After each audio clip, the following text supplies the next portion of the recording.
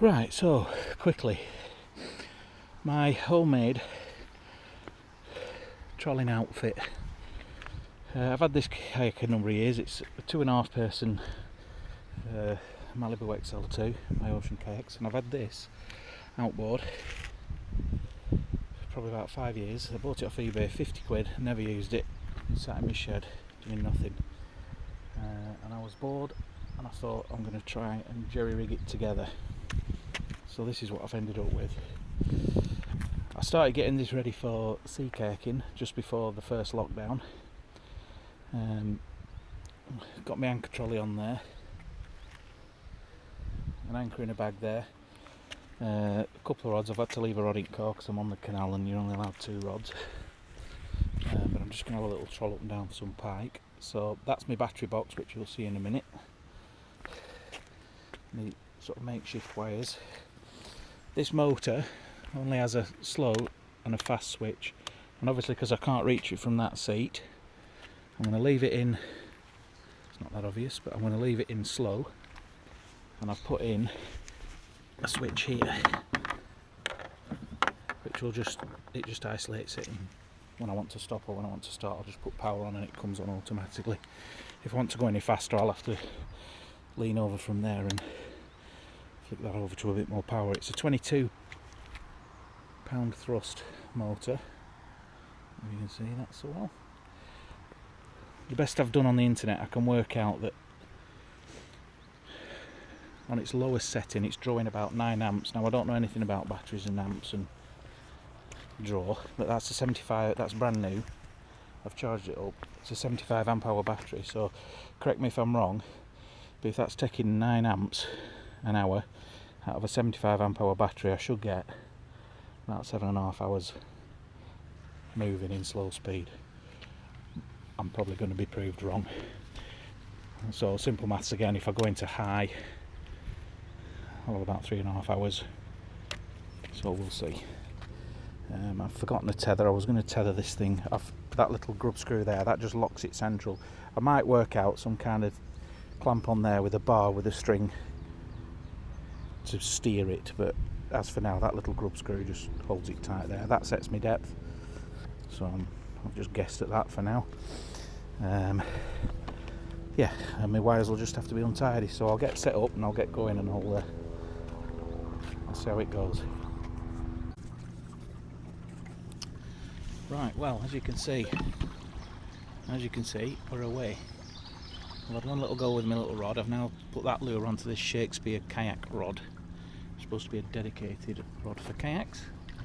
I'm just trolling along nicely.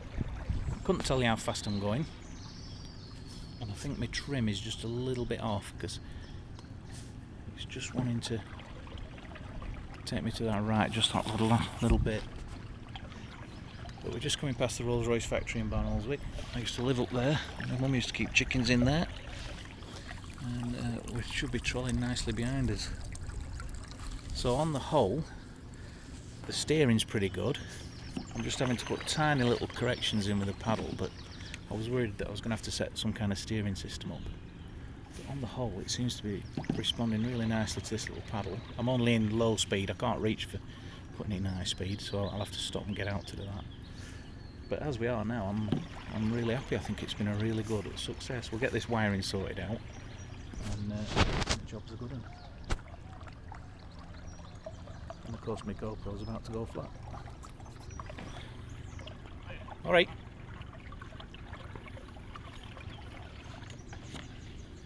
Right, I'll turn it off for a minute.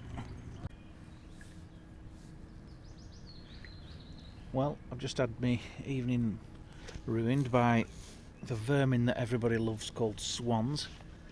They're absolutely horrible, horrible creatures.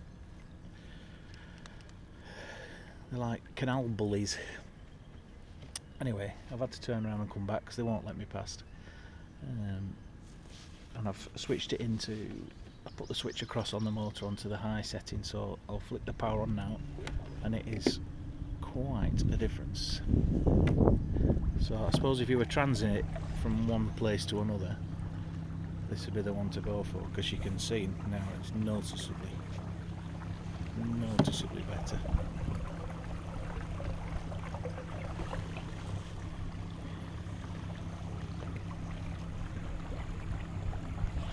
the Leeds-Liverpool Canal between Grimmerfield Locks and the town itself, Barnoldswick. Rolls-Royce factory's just there.